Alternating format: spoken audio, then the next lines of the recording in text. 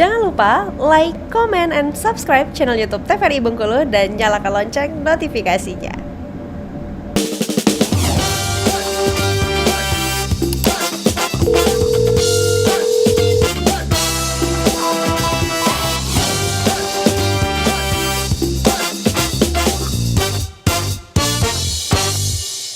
Baik pemirsa, terima kasih Anda kembali menyaksikan Dokter Kito dan kami himbau kembali kepada pemirsa di rumah yang ingin berkonsultasi secara langsung di Dokter Kito bisa kontak WhatsApp di 0811 101 3210. Baik, kita kembali ke materi ke Dokter Lisda nih, karena tadi sempat Hela tanyakan bahwasanya setelah dari gigitan nyamuk Aedes aegypti itu rentan waktu terkena virusnya berapa lama, Dokter?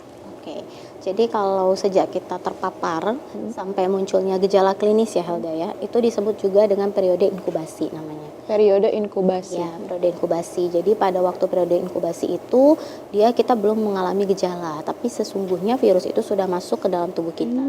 Nah, untuk dengue sendiri itu kurang lebih waktunya 4 sampai dengan 7 hari. Jadi ya maksimalnya kurang lebih 1 minggu lah berarti. Jadi sejak kita mengalami keluhan, kemungkinan besar 1 minggu sebelumnya itu kita sebenarnya sudah terpapar.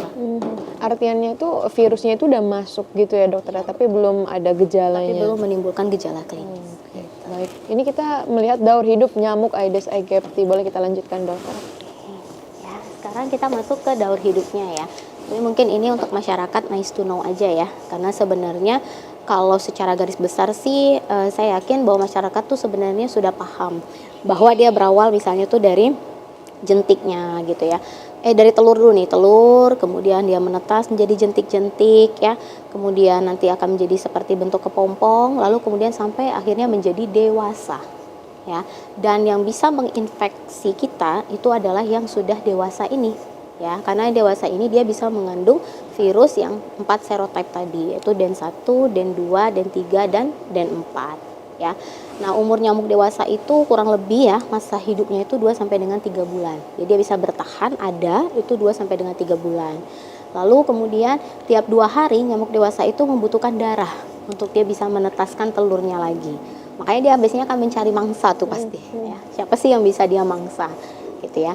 Lalu dari telur sampai dengan dewasa, siklus ini berputar ya, berputar-putar seperti ini terus, itu kurang lebih 7 sampai 10 hari. Jadi bisa kita simpulkan bahwa sebenarnya singkat ya ini ya. Ini termasuk singkat nih. Artinya kalau berapa telur aja dalam waktu 1 minggu sudah bisa jadi berapa nyamuk dewasa. Betul. 10 telur kalau betul-betul menetas barengan itu udah bisa jadi 10 nyamuk dewasa. Gitu. Jadi makanya kasus kejadian demam berdarah dengue kalau kebetulan lokasinya atau daerahnya itu misalnya higienitasnya kurang gitu ya, atau terlihat lebih lembab ya dokter ya? Iya, lembab gitu-gitu ya. Jangan heran kalau bisa terjadi KLB di daerah itu pada waktu kasus ini meningkat. Wabah. Ini bisa satu kampung itu jadi bisa jadi wabah gitu ya, menjadi KLB. Nah, apa aja sih tempat yang disukai oleh nyamuk ya? Kadang kita tahu tempat ini, tapi kita kurang aware ya. Ya, kurang aware gitu ya. Jadi ya udahlah gitu ya. Biarin aja gitu, mau gimana lagi. Yang pertama nih contohnya kita lihat. Ini adalah bak mandi. Kenapa sih bak mandi ini di sini jadi masuk di dalam tempat yang disenangi oleh nyamuk? Jangan sampai masyarakat bilang, yaudah kalau gitu kita nggak usah pakai bak mandi, langsung aja dari kerannya, jangan ya. Ini maksudnya tuh airnya yang di dalam itu nggak dikuras-kuras, gitu. Kadang kan pernah ya, mungkin kalau kita lihat, maaf kayak misalnya di toilet-toilet umum, pas ngelihat ke dasar itunya, bak penuh kotoran. Iya, kita tuh aja kaget gitu ya, kok bisa ya di dalam tuh tanah semua gitu isinya, ya. Itu kalau kita lihat jangan udah banyak telur-telurnya. Udah nggak kehitung telur-telurnya. Nah, yang kayak gitu tuh maksudnya yang jadi salah. Kalau kita punya bak mandi, misalnya sekali 3 hari sudah dikuras, sekali 3 hari sudah dikuras, 2 kali seminggu kena kuras, mungkin aman gitu ya. Jadi dia nggak jadi masalah. Lalu berikutnya ini kayaknya ini ya, kayak kolam kecil gitu ya. Jadi kolam kecil kadang-kadang kan kita suka ya buat tanaman-tanaman atau ada ikan-ikan hias kayak gitu ya. Yang jadi permasalahan itu bukan keindahannya atau estetiknya, tapi kita males buat nguras airnya. Iya, kita biarin aja. Pas kebetulan itu adalah musim hujan, itu udah bercampur dengan air hujan dan kita nggak kuras. kita biarin aja gitu 2 minggu sampai bahkan 1 bulan nggak kita kuras-kuras. Nah ini yang jadi masalah gitu. Lalu yang ketiga adalah tong. Ini kadang nggak tahu ya apa sih kegunaannya gitu ya, tapi pokoknya diletak aja gitu ya di depan Bisa rumah. jadi tempat sampah. Ya, dibilang jadi tempat sampah juga pas dilihat air semua Betul, gitu ya, betul. tapi nggak ditutup gitu ya. Sebenarnya ini nggak apa-apa sih ya ada di halaman kita kalau kita tutup misalnya. Mau kita jadikan tempat untuk menyimpan sampah-sampah kering boleh, tapi ditutup gitu. Jangan sampai nyamuk tuh lihat, oh ini bisa nih tempat untuk aku berkembang biak gitu. Lalu yang ketiga ban. Nah ini mungkin kalau kita Ini banyak nih biasanya ya, dokter betul ya. ya Helda. Soalnya dimainin waktu musim hujan. Anak-anak pakai ini ya untuk berenang manual gitu ya. Jadi ini hati-hati juga karena ini bisa menyimpan air nih sela-selanya. Ya, kalau isinya sih enggak, tapi di sela ini dia bisa nyimpan air ya. Kadang-kadang kita enggak terlalu, ini paling enggak aware banget nih ya, padahal di dalamnya ada air. Lalu vas bunga, hati-hati yang dalam-dalam vas bunganya ya, yang bisa ada tempat celah kosong juga hati-hati. Terlalu rimbun, banyak dedaunan seperti ini juga hati-hati ya. Dan terakhir ini mungkin kayak tetmon gitu ya, tapi ini biasanya jarang karena biasanya ditutup ya kalau tetmonnya, dia biasanya lebih aman, lebih safety ya. Nah ini tempat-tempatnya ya. Oke, kita masuk ke tanda dan gejalanya. Sebenarnya gimana sih gejalanya?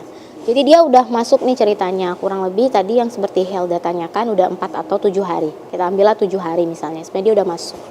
Lalu gejala pertama yang akan kita kenali itu adalah hampir 90% itu pasien yang datang ke kami juga di vaskes primer itu kata kuncinya demam. Ya, dia akan datang dengan keluhan utama demam tinggi. Dan biasanya khasnya kalau virus itu dia demamnya tuh tiba-tiba langsung tinggi. Jadi nggak tahu dari sebelumnya sehat, tiba-tiba pas bangun udah tinggi aja demamnya. Pas diukur bisa sampai 40 bahkan lebih. Jadi bukan yang tipenya bertahap-tahap naik gitu, bukan. Tapi langsung tiba-tiba gitu Ya, ya, itu biasanya virus tuh yang kayak gitu. Nah itu berlangsung, dia kalau pernah dengar di beberapa media-media ya, dia menyampaikan tipe palanak kuda. Itu tuh sebenarnya diambil dari gambar ini ya. Ya kita anggaplah ini mirip-mirip pelana kuda lah ya garis ini ya gitu ya, supaya itu yang udah termindset gitu ya di masyarakat karena dia ada fase naik turun sebenarnya intinya. Jadi 3 hari pertama itu dia tinggi seolah-olah kalau kita minum parastamol atau pereda demam antipiretik itu dia kayak gak guna gitu. Kalaupun turun tapi gak pernah sampai normal, dikit aja gitu di 3 hari pertama. Lalu pada hari keempat sampai kelima ini dia turun kayak sembuh gitu loh. Wah enak nih, pasiennya berpikir kayak gitu. Hati-hati pada DBD, dia ada jebakan. Pas di fase turun sebenarnya itu kita sebut dengan fase kritis. Oh malah itu kritisnya ya dokter ya? Iya betul. Jadi justru pas lagi 37 ini jangan langsung dibabat habis ya. Misalnya langsung beraktivitas, langsung kerja. Tapi anehnya ya tanda khasnya itu pada waktu fase kritis, demam itu turun tapi klinis pasiennya itu nggak bagus. Padahal mungkin kita semua pernah demam ya. Ketika demam turun kita ngerasa energi kita pulih kan. Aku lebih fit nih. Aku bisa semua nih. Udah bisa jalan kuat, makan udah selera gitu ya, udah habis gitu ya. Tapi anehnya yang harus dikenali pada fase kritis, dia tetap kayak nggak nafsu makan. Dia tetap ngerasa capek. Masih lesu ya dokter ya? Lesu, iya. Tapi demam itu kalau diukur memang benar-benar dia turun. Gitu. Nah itu yang harus masyarakat tahu. Jadi jangan sampai dibilang pas lagi turun misalnya anaknya demam, malah kita marahi anaknya nggak mau makan. Karena memang rasa di badannya memang masih seperti itu. Itulah yang membedakannya dengan ketika demam turun yang benar-benar turun untuk fase sembuh. Gitu. Jadi dia berbanding terbalik bisa kita bilang antara suhu dengan klinis. Nah pada waktu seperti itu maka di situ benar-benar perlu perawatan yang benar-benar intensif malah.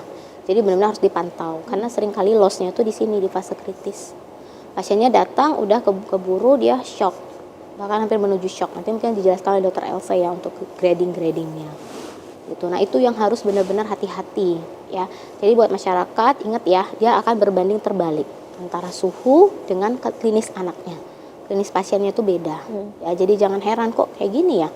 Malah kadang-kadang ibu-ibunya nanti marah. Masih aja tidur-tiduran padahal kan demam kamu udah turun dia bilang gitu ya. Karena memang kan dia masih merasa lesu.